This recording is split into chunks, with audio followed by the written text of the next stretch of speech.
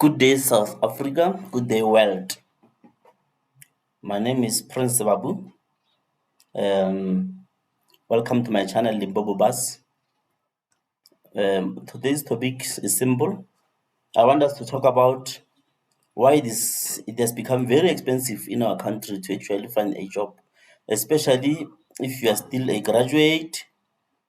I'm even talking about a matriculant, or someone that just graduated from high school. So it has become very expensive, or that has rendered job hunting even impossible to some of the people who come from unfortunate backgrounds. So I'm going to break it down. Why it has become very expensive, and how we can cap this. How we make sure, or even government ensure that they assist everybody to make it easier to find jobs, especially in the era we are living in the technological era. So what makes job hunting very expensive actually is one has to make copies when they apply for a job. They have to make copies of CVs, copies of government forms, copies of qualifications. Those copies have to be certified. One has to take a taxi to SAPS to do that, because some of the people in the country live far away from police stations, or live far away from people that can assist them with certification of their documents. And one also has to take a taxi after the entire process. One still has to take a taxi to go and submit at the government institutions, which most are located in the cities. And we know South Africa is a very rural country. The rural communities dominate a lot. Like, a lot of people are still in the rural areas. And a lot of people, actually, after graduating from universities and colleges, they go back home to the rural area. So that becomes very expensive to job hunt. Um, while you are doing all these things I have mentioned, you have to queue. You have to queue everywhere. You have to queue to make copies at the internet cafe. You have to queue to certify them. You have to queue at the taxi rank to take a taxi to go there. You have to queue also when you are submitting them. So that is time, and we know time is money. So these days I like joking that when you are job hunting in South Africa, you must carry a lunchbox or scarf tin. You must have a lunchbox, because it takes time to do anything. If tomorrow on Monday you can go to a police station, the next police station, like any police station closest to you, you'll find queues of people queuing to certify in this cold weather. And yet we people have smartphones; they can do a lot of things on their phones.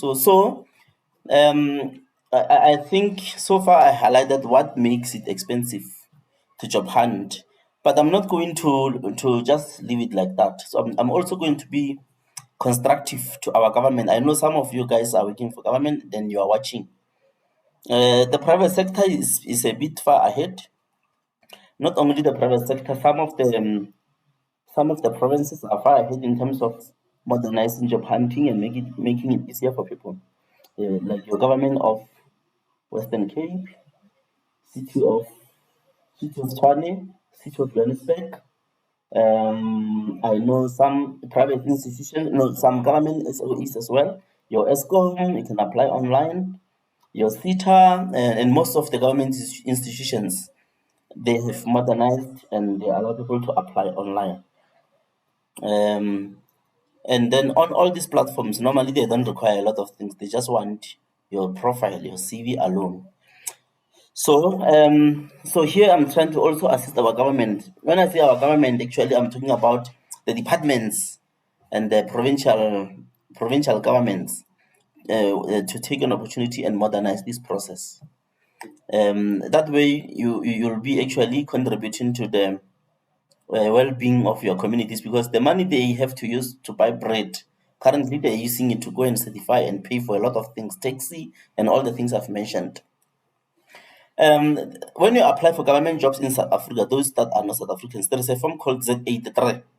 This Z83 form, you fill in your details, your work experience, your language proficiency, and your preferred method of communication. So I believe this form alone should be enough, because on this form you also indicate your ID number or your passport number. So the ID number should unlock everything. So as a part of giving government a solution moving forward, an ID number alone, it should be able to unlock everything. If a person puts an ID number there and they put the ID copy, which I think these are the two things only required for applying for any job in our country. A Z83 and an ID copy or a passport copy should be more than enough. And the rest with your ID number, government should be government is owning institutions, educational institutions, and also the educational institutions. I'm talking about the universities, the schools. They own Umaluzi, they own Saka, they own the private colleges are also registered with government. So government is at disposal with more information about that ID number. Because anyway, after certifying these documents, they still go and hire companies such as these companies called what IEW or something, like your CSI companies. These are the companies that go and still dig to verify your qualifications. So why do we have to certify them while they're still being verified? So the ID number, government actually should have a system or an information system um, which they should use to pull records from all these institutions, from companies, your work experience. They can, I know you can put it on the that editor, but if you want to verify it, they can still pull this information from UIF, because all companies pay UIF. They can check if this person really was employed with you. They can pull information from universities, from colleges. They can pull information from private institutions as well to verify your qualifications. So there's no need to make copies of your qualification and also get them certified. Why? Because all these companies are computerized, they have systems. It's the matter of just government making gazetting or making a law to allow government to source information from this all these institutions. Because anyway, these companies that do verification, that's the law that they are using to pull information from these institutions. I don't know if they're paying for pulling the information about a person or what, but the same route government should is the same route that government should take. Government should be able to pull your information, your qualifications, and everything from Umalusi, from Saka, from universities, from colleges, and from private institutions to verify your qualifications. So that's why I say that A and an ID document alone, they are more than enough. Again, the DPSA, which is the body that actually receives all the government applications, should also move with times and create a website where they can put all jobs and allow people only to use their ID number to apply for those jobs. No need to be filling all those details. Where you are coming from, what is that, what is who, what are your hobbies, and sometimes there's no need for that, because anyway you'll go to the interview and they'll still ask those questions. So that way it means people will be able to apply for jobs from their phones. If the PSA can centralize or create an online application system, it means people will be able to apply from their phones, from their computers, from anywhere, anytime. Even if you're not in the country, you won't be worried of the closing date of or some of the government jobs. So yeah, the reason I'm concerned about government, because government is the biggest employer, no matter what. However, we can have lots of companies and other SOEs and a lot of other non-profit organizations. Government it is still a super employer. It is the only government. It is the only institution that publishes more than 2,000 jobs per week on the DPSA website. So this is a call to government. Please consider this call, consider this shout that I'm making to you to try and modernize and also assist the poor people by making it easier for them to apply for jobs. Yeah, so I think also this is the role of youth formations like your NIDA, because most of the people go to NIDA to apply for these things and it is difficult to do anything.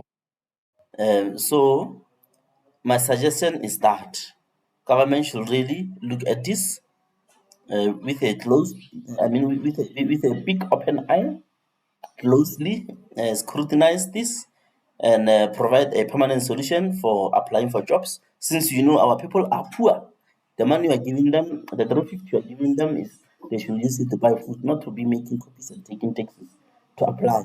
Learn from other institutions, learn from Western Cape government, learn from Johannesburg City, learn from ESCOM, learn from Rand Water.